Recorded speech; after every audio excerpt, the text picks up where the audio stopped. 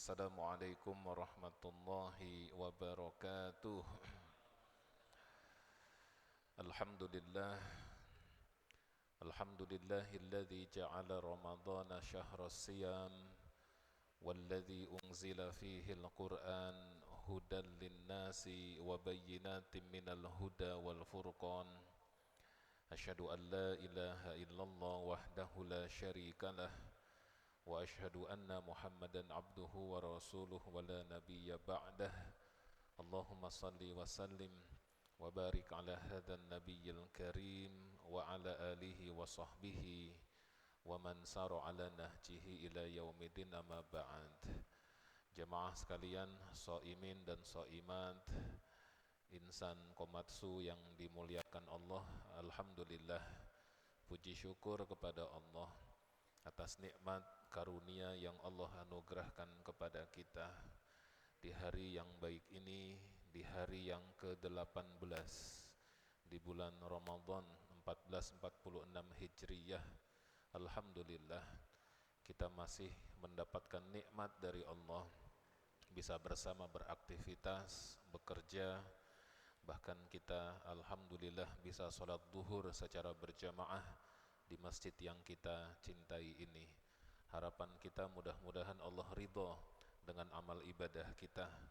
Ibadah saum kita diterima oleh Allah, dilipat gandakan pahala seluruh amaliyah rangkaian ibadah kita di bulan Ramadan, dan mudah-mudahan nanti di akhir Ramadan kita bisa lulus menjadi orang-orang yang bertakwa. Amin amin ya rabbal alamin. Jemaah yang dimuliakan Allah, salah satu keistimewaan Ramadan adalah dia merupakan syahrul muhasabah. Ramadan ini merupakan bulan kita introspeksi diri jemaah. Betapa tidak jemaah, karena kita sudah mengarungi kehidupan ini sesuai dengan usia kita masing-masing.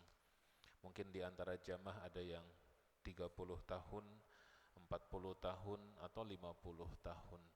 Berapapun usia kita, jamaah, kita sudah mengarungi kehidupan dunia ini dengan segala kelebihan dan kekurangan kita sebagai seorang hamba.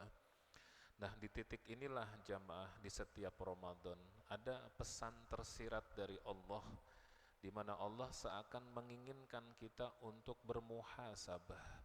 Lihatlah bagaimana realitas kehidupan kita. Jadi begini jamaah, apa tujuan kita hidup di dunia? Tujuan kita hidup di dunia adalah sebagaimana firman Allah, surat Al-Dariyat, surat yang ke-51 ayat 56. A'udzu billahi minasyaitonir rajim. Bismillahirrahmanirrahim. Wa ma khalaqtul jinna wal insa illa liya'budun. Tidaklah aku ciptakan jin dan manusia melainkan supaya mereka itu beribadah menyembah kepadaku. Nah, jamaah, mari kita lihat kehidupan kita seumur yang sudah kita lakukan ke belakang. Berapa persen dari kehidupan kita totalkan untuk ibadah kepada Allah? Bukankah kita juga sering berikrar ya, inna sholati wa nusuki wa mahyaya wa mamati lillahi rabbil alamin. Sesungguhnya solatku, ibadahku, hidupku dan matiku, aku persembahkan semuanya kepada Allah. Pertanyaannya cuma, betulkah kita sudah menyerahkan segala sesuatu dalam hidup kita kepada Allah? Buktinya mana gitu? Karena kita di bulan-bulan, di selain bulan Ramadan, kita sering mengabaikan dan melalaikan ibadah. Alhamdulillah di Ramadan ibadah kita meningkat jamaah. Malam sholat tarawih, kita tadarus atau tilawah Quran, kita infak sodakoh, kita sholat sunnah, qobliyah, ba'diyah, istighfar, zikir. Tapi di bulan-bulan yang lain seakan Allah suruh kita bercermin. Coba perhatikan hidupmu di Ramadan dan hidupmu di luar Ramadan. Renungkan, apakah perilaku kita semua ini jamaah sudah sejalan dan senafas dengan firman Allah surat Ad-Dariyat 51 ayat 56 itu. Bahkan yang ada jamaah, seringkali kita itu alpa ya, betapa banyaknya panggilan Allah ya, mungkin termasuk saya juga di dalamnya. Allah memanggil kita tapi kita asyik dengan pekerjaan kita. Kita asyik dengan hobi kita. Bahkan kadang kita asyik dengan sekedar jet-jet kita, atau kita asyik dengan aktivitas-aktivitas kita yang lain yang sebenarnya mungkin bisa kita tinggalkan. Bahkan tidak jarang jamaah di antara kita sebagai hamba Allah pun ada yang terjebak dalam keasyikan mengejar dunia, mengejar mobil yang lebih mewah, mengejar penghasilan yang lebih tinggi, mengejar simpanan uang yang lebih banyak, mengejar kehidupan duniawi. Bahkan kadang untuk mengejar itu kita hantam yang haram dan halal, kita hantam jemaah. Maka Allah mengingatkan kita juga dalam surat Al-Mu'minun, kalau tidak salah ayat yang ke-115, A'udzubillahi minasyaitonirrajim. Bismillahirrahmanirrahim. Afahasibatum annama khalaqnakum abatha wa annakum ilaina la turja'un. Apakah kalian mengira, hai manusia, bahwasanya kalian itu diciptakan, atau kami menciptakan kalian itu abatha, main-main belaka? Apakah kalian mengira, hai manusia, bahwa kami menciptakan kalian itu untuk main-main belaka? Wa annakum ilaina la turja'un. Dan apakah kalian mengira bahwa kalian tidak akan dikembalikan kepada kami kelak di yaumil akhir? Masya Allah jamaah, ayat ini pendek ya, surat Al-Mu'minun 115 kalau tidak salah ayatnya, saya nomor ayatnya agak lupa.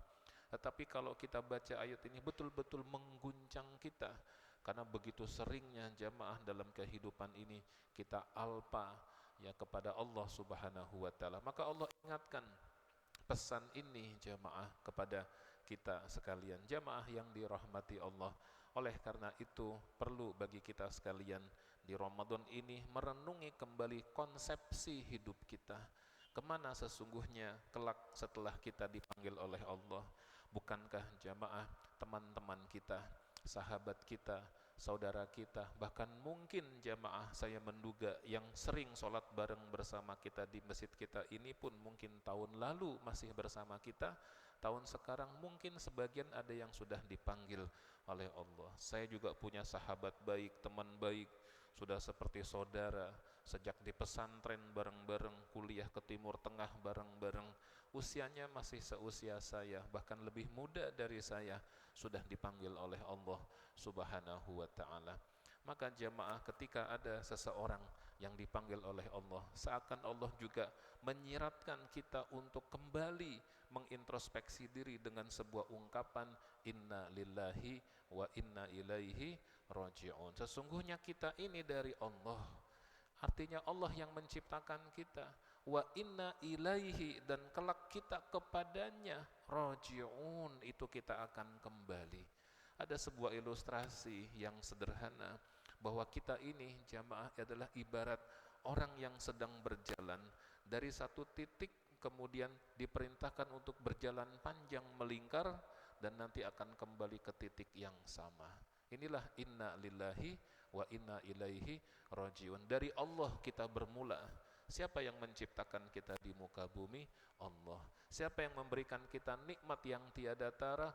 Allah. Siapa yang kemudian mentakdirkan kita bisa hadir di tempat ini, bekerja di perusahaan ini, mendapatkan penghasilan, mendapatkan nikmat, bisa bertemu dengan istri kita, kita punya anak dan seterusnya? Siapa yang menentukan itu semua? Allah jamaah. Maka kelak kita dari Allah kita bermula, kita diperintahkan berjalan panjang melingkar, mengarungi samudra waktu sesuai dengan usia kita masing-masing. Ada yang 30 tahun dipanggil, 40 tahun dipanggil, 50 tahun dipanggil, 60 tahun dipanggil, tetapi intinya pada saatnya nanti kita akan kembali ke titik yang sama, yaitu titik kepada Allah Subhanahu wa ta'ala. Masalahnya jamaah, ketika kita mengarungi samudra waktu ini, berjalan berputar ya, melingkar, akan kembali ke titik yang sama. Di perjalanan inilah jamaah banyak lika-likunya. Ada hambatan-hambatan yang sengaja memang Allah ciptakan untuk kita, karena Allah ingin menguji.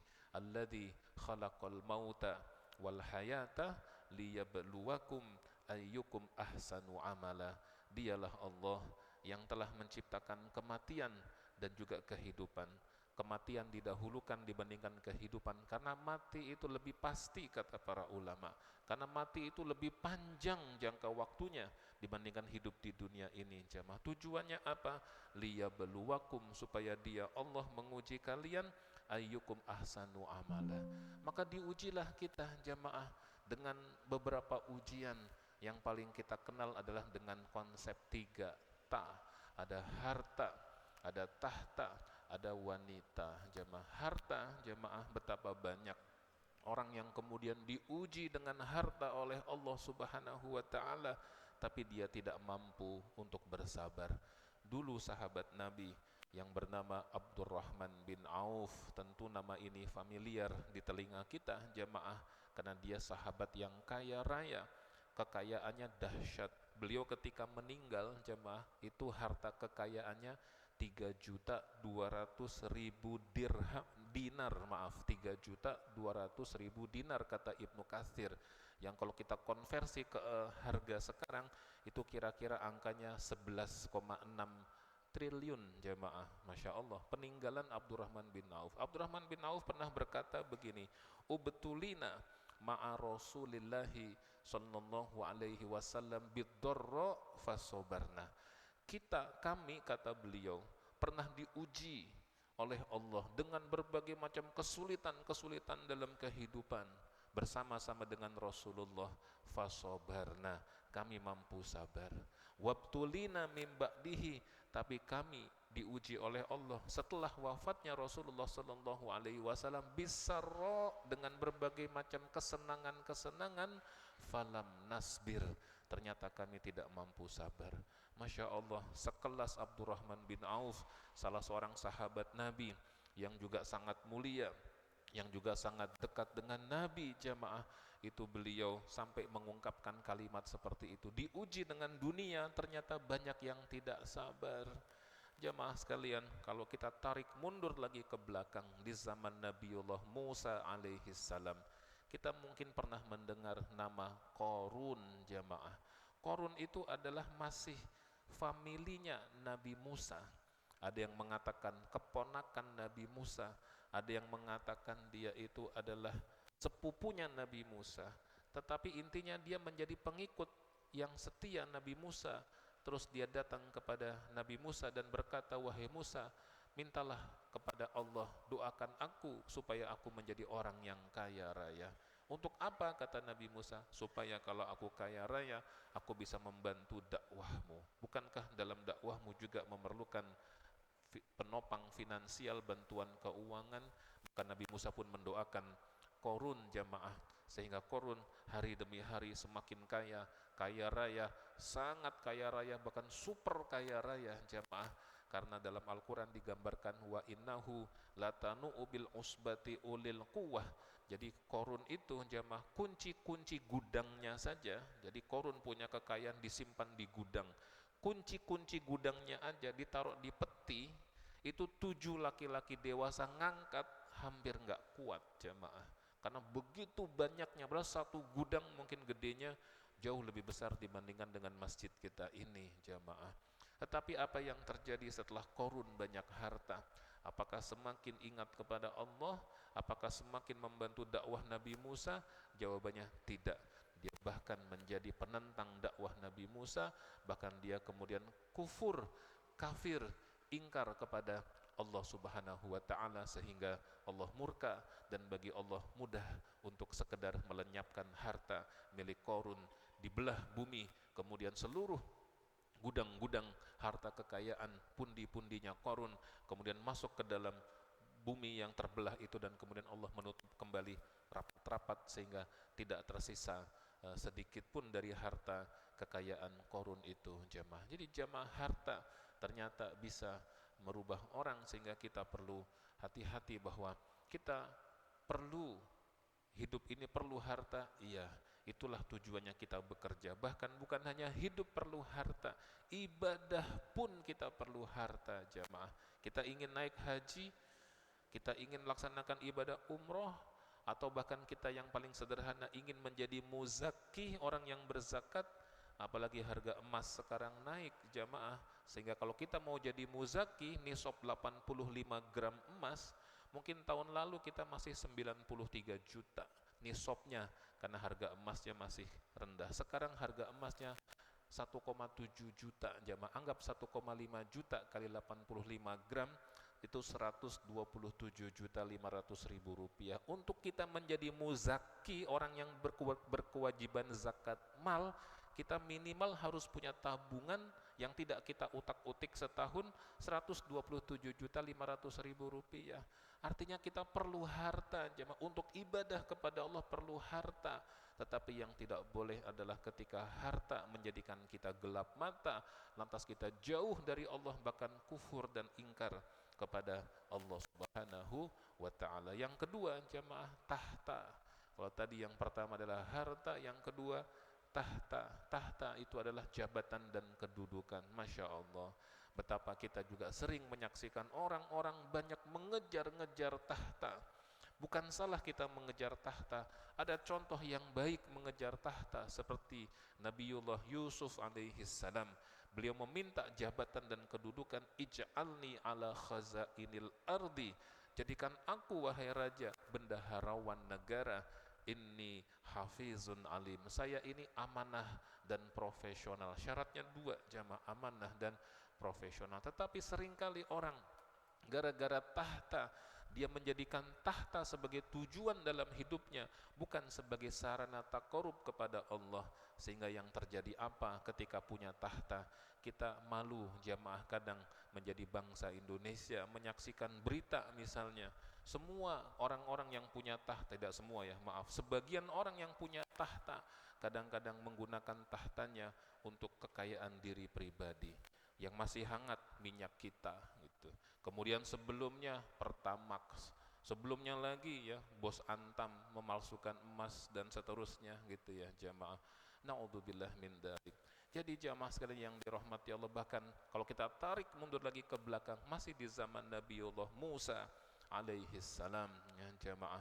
Dulu ada seorang ulama yang bernama Bal'am bin Ba'uro. Bal'am bin Ba'uro ini, jamaah, adalah ulama yang paling faham Taurat setelah Nabiullah Musa alaihi salam. Tidak ada orang yang lebih alim ya setelah Nabi Musa di zaman itu dibandingkan dengan Bal'am bin Ba'uro. Bukan sekedar alim, jamaah, tetapi juga takarub kepada Allahnya luar biasa.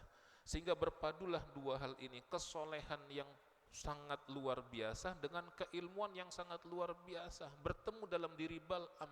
Masya Allah, sering dipuji oleh malaikat si Bal'am ini, jamaah. Tetapi kemudian Bal'am itu digoda oleh sang raja, yang raja takut dengan pasukannya Nabi Musa, maka Bal'am menggoda, maka raja menggoda Bal'am untuk mendoakan keburukan kepada Nabi Musa alaihi salam. Singkat cerita, jamaah, awalnya Bal'am menolak, tetapi karena setiap hari raja memberikan hadiah, memberikan harta, bahkan terakhir dijanjikan setengah kekuasaan kerajaan akan diberikan kepada Bal'am bin Ba'uro kalau Bal'am mau cukup mendoakan keburukan dan kehancuran untuk Nabiullah Musa alaihi salam. Akhirnya Bal'am pun berdoa, jamaah, dan ketika dia berdoa, lidahnya diplesetkan oleh Allah Subhanahu wa ta'ala, menjulur, dan kemudian lidahnya itu menyentuh dadanya. Ini diabadikan dalam Al-Quran bahwa intahmil alaihi yalhath aw tatrukhu yalhath, yaitu lidahnya Bal'am itu, kalau dia itu seperti seekor anjing yang kamu halau, ya dia menjulur lidahnya, kalau kamu biarkan juga menjulur lidahnya. Na'udzubillah. Dan Bal'am meninggal dunia, jemaah, dalam kondisi kafir, kufur kepada Allah Subhanahu wa ta'ala. Padahal tadinya dia adalah seorang ulama yang sangat luar biasa, doanya diijabah oleh Allah, ilmunya luar biasa. Jadi tidak jaminan ternyata orang berilmu, orang ahli ibadah bisa husnul khatimah. Maka inilah pentingnya buat kita, jamaah, untuk selalu berada dalam komunitas Islami yang selalu mengingatkan kita. Kita harus bersyukur seandainya punya teman, sahabat yang mengingatkan kita, sudah sholat belum, ya, sudah tilawah Quran belum, ya, semalam tahajud atau tidak. dan seterusnya. Kita harus bersyukur jamaah, bukan sok alim, bukan sok soleh, tidak, tapi teman seperti ini adalah teman yang peduli kepada kita, bukan sekedar di dunia tetapi kelak juga di akhirat. Dan yang ketiga, yang terakhir jamaah, bahwa yang sering menjadi godaan dalam kehidupan dunia ini adalah wanita. Tadi ada harta, sering memalingkan orang, ada tahta, bahkan sekali berbal ambin ba'uro pun akhirnya harus menjadi orang yang kafir, bahkan malaikat itu gempar. Mungkin bahasa kitanya viral ya di lingkungan malaikat, seorang hamba soleh ahli ibadah berilmu ternyata meninggalnya kafir kepada Allah Subhanahu wa ta'ala. Dan yang ketiga tidak kalah tragisnya jamaah, wanita. Imam Al-Qurtubi dalam kitab At-Tadhkirah itu mencontohkan ada seorang pemuda soleh di Mesir jamaah. Dia tidak pernah ketinggalan sholat berjamaah di masjid, tidak pernah ketinggalan jamaah, luar biasanya, karena dia adalah seorang muadzin yang selalu setiap kali waktu azan dia naik ke atas menara, di atas menara dia azan, Allahu Akbar, Allahu Akbar. Mungkin ya jemaah, dugaan saya ketika dia azan di waktu zuhur atau asar, dari atas menara dia bisa melihat ke bawah. Di bawah itu, di bawah menara dekat masjid ada sebuah rumah yang menarik perhatian si pemuda ini. Kenapa di rumah itu ada seorang wanita yang cantik jelita? Ketika dia azan di waktu zuhur atau asar, terlihat si wanita itu mungkin sedang menyapu halaman, mungkin sedang menjemur pakaian, atau sedang sekedar duduk di teras rumah. Dan semakin sering si pemuda ini menatap wajah si gadis itu dari atas, semakin hatinya jatuh cinta kepada sang gadis itu jamaah. Hari demi hari, pekan demi pekan, bulan demi bulan, bahkan mungkin tahun demi tahun, tak kuasa si pemuda menahan rasa cintanya kepada sang gadis. Hingga suatu ketika ba'da sholat, dia keluar dari masjid, kemudian dia hampiri si gadis itu dan bertanya apakah orang tuanya ada di rumahnya atau tidak. Kata sang gadis, ada, tunggu sebentar. Maka orang tuanya keluar, lantas si pemuda ini menyatakan keinginannya untuk melamar putri dari orang tua tersebut. Maka orang tua itu kemudian mengatakan, bukankah engkau muadzin yang sering azan di masjid di depan rumah kami ini? Betul wahai tuan, ya, mohon maaf kami tidak bisa menerima lamaran anda. Kenapa? Kata si pemuda, karena keyakinan kita berbeda. Ternyata dia adalah Nasrani jamaah. Kalau di Timur Tengah mungkin atribut yang kurang lebih hampir mirip-mirip, sehingga si bapak tadi mengatakan, maaf kami tidak bisa menerima lamaran anda, kami ingin yang melamar putri kami adalah orang yang satu keyakinan dengan kami. Keesokan harinya si pemuda datang lagi, melamar lagi, ditolak lagi, datang lagi lusanya, ditolak lagi, sampai berkali-kali datang ditolak. Dan karena sudah terlanjur cinta membuncah di dalam dada pemuda ini, akhirnya dia katakan, apa syarat yang bapak syaratkan kepada saya supaya saya bisa menikahi putri bapak? Kata bapak itu, cuma satu saja, saya hanya akan menerima orang yang melamar putri saya yang satu keyakinan dengan saya. Pemuda ini menghela nafas panjang, mungkin rasa cinta yang sudah begitu sampai ke ubun-ubun jemaah. Akhirnya dia katakan, baik pak, saya akan pindah ke agama bapak, kapan saya boleh menikahi putri bapak? Terserah engkau, kapan engkau siap? Bagaimana kalau besok? Boleh. Akhirnya besok pagi jemaah disiapkan segala sesuatunya. Si pemuda ini datang dan kemudian ditanya oleh si bapak ini, bagaimana kamu sudah siap menjadi orang seperti kami, satu saudara dalam agama kami? Dia pun mengatakan siap. Dan pemuda ini meninggalkan ajaran agama Islam, jemaah, murtad demi seorang wanita. Dinikahkan oleh sang ayahnya pada waktu itu. Hujan deras jemaah, Masya Allah. Ketika hujan deras bocor, si bapak tadi mengatakan, sekiranya aku masih muda, tentu aku akan naik ke atas genteng untuk memperbaiki yang bocor itu. Kata si pemuda, biar aku saja yang naik pak, aku masih muda, aku biasa naik ke atas menara. Naiklah pemuda ini jemaah ke atas genteng, dan kemudian tiba-tiba qadarullah, dia terpeleset, kemudian jatuh, dan dia kejatuhan beberapa puing dari atas. Dia meninggal di hari itu, di mana di hari itu dia murtad. Dan yang paling tragis jamaah, sedikit pun dia belum menyentuh wanita yang menjadikan dia itu murtad. Na'udzubillahi min dzalik. Jamaah yang disayangi, dimuliakan Allah, orang yang tahu tujuan hidup saja, tahu konsepsi inna lillahi wa inna ilaihi raji'un saja, tahu dari mana dia permula, dan kemana dia harus kembali berjalan, belum tentu bisa selamat ke alamat yang dia tuju jemaah, apalagi orang yang tidak tahu arah dan tujuan. Maka jemaah kembali ke Ramadan, seakan Ramadan itu mengingatkan kita, wahai hamba-hambaku, lihatlah bulan Ramadan, betapa engkau beribadah dengan begitu antusiasnya kepada aku, maka jangan sampai engkau lupa bahwa tujuan dari kehidupan engkau selama ini engkau lalai dengan harta, tahta, wanita, atau dengan tata yang lainnya. Jamaah sekalian yang dirahmati Allah, mudah-mudahan ini introspeksi buat saya pribadi, juga buat para jamaah sekalian. Mari kita sama-sama perbaiki keimanan kita. Mumpung Ramadan masih ada, mungkin tersisa 12 hari ke depan atau 11 hari ke depan, perbanyak 3 hal jamaah. Yang pertama istighfar, minta ampun kepada Allah atas dosa-dosa kita yang lalu. Dosa-dosa kita banyak, kalau kita ukur dosa kita dengan umur kita, seakan tidak sebanding, lebih banyakkan dosa kita jemaah.